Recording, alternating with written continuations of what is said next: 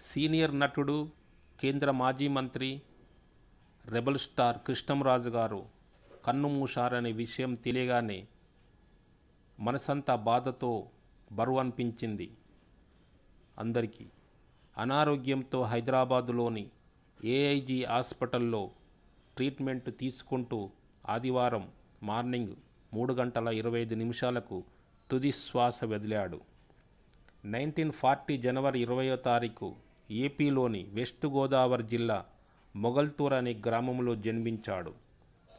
6 అడుగుల అందగాడైన కృష్ణంరాజు సినిమాలో ఒక స్టార్డమ్ అందుకోవడానికి 10 సంవత్సరాలు కష్టపడ్డాడు.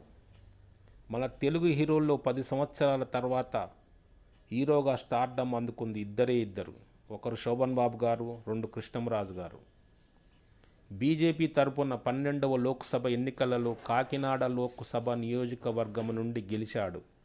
అసలు పేరు ఉప్పలపాటి వెంకట కృష్ణంరాజు. ఇతనికి 3 కూతుర్లు.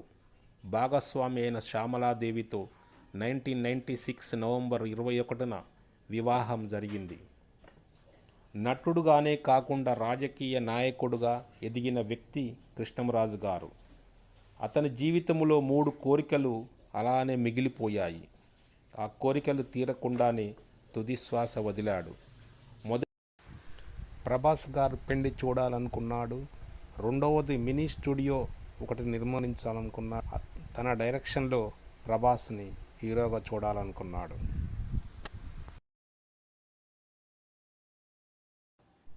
అందంగా తీర్చిదిద్దాలనుకున్నాడు.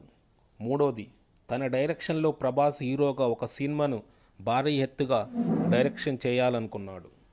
అది అలాగనే 3 కోరికలు మిగిలిపోయాయి.